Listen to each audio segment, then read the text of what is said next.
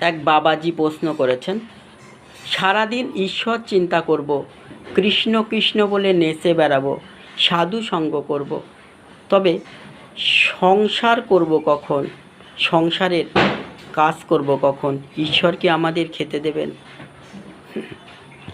বাবা, আপনি জিজ্ঞাসাটা ঠিকই করেছেন। আপনি সদ্য সন্তান হওয়া মাকে দেখেছেন?